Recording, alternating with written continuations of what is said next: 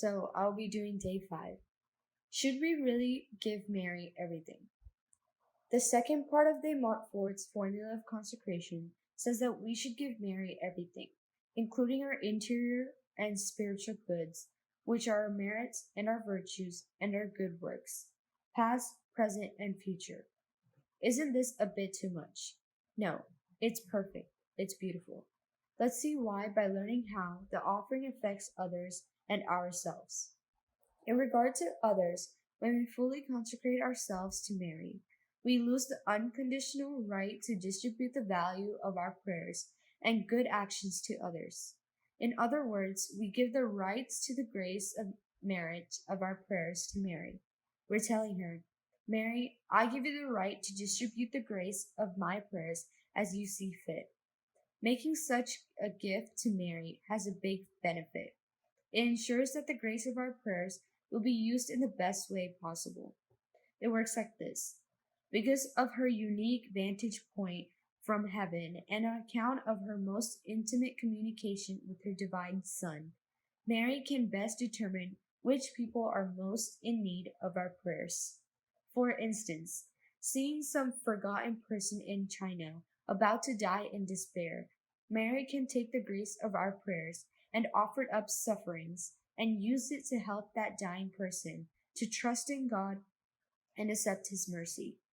Now, perhaps this idea has got some of us thinking, well, that's great.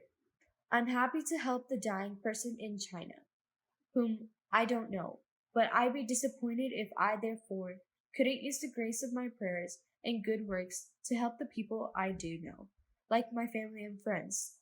I'm worried that if I give Mary the right to distribute the grace of my prayers and good works, then I thereby lose the right to pray for those whom I especially love, even if they're less in need than other people in the world. This is a legitimate concern, but there's no need to worry. Why? For 2 cases. First, Mary makes the good things we give her more perfect. In other words, she augments, increases, and purifies the spiritual gifts and merits we give her. When we give them to her, because she makes them more perfect, there's more grace and merit to go around. St. Louis uses an unforgettable analogy to explain this. It is as if a peasant, wishing to gain the friendship and benevolence of the king, went to the queen and presented her with the fruit, which was his whole revenue, in order that she might present it to the king.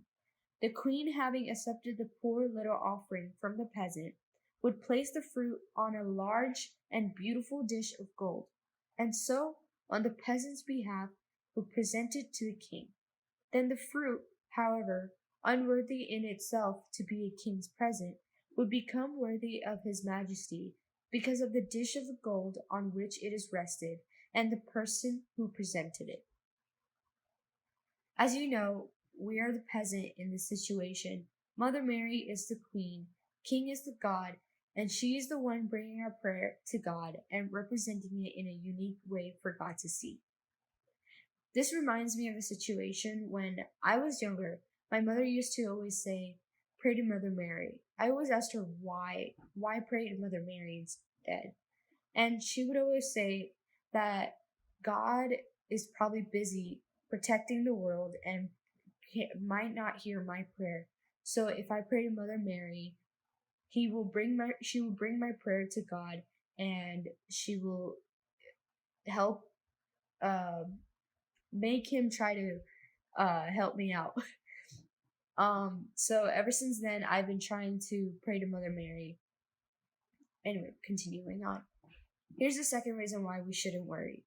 Mary is never outdone in generosity. So if we're so generous as to give her the right to distribute the grace of our prayers and good works, should surely be especially generous to our loved ones. In fact, she will take even better care of our loved ones than we ourselves.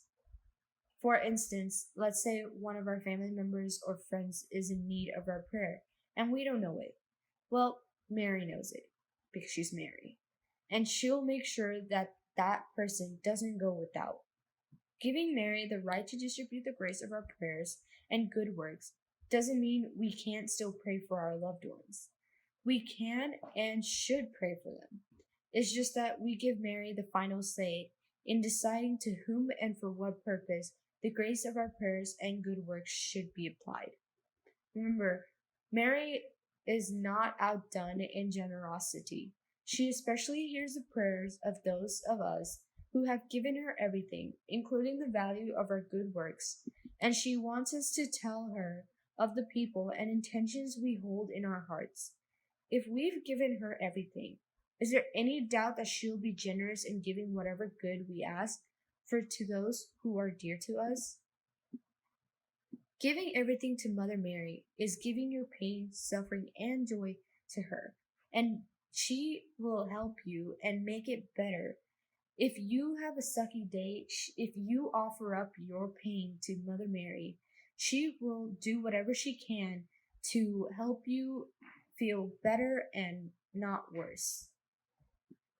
So today's prayer: Come, Holy Spirit, living in Mary, help me be generous in giving all I am and have to Mary.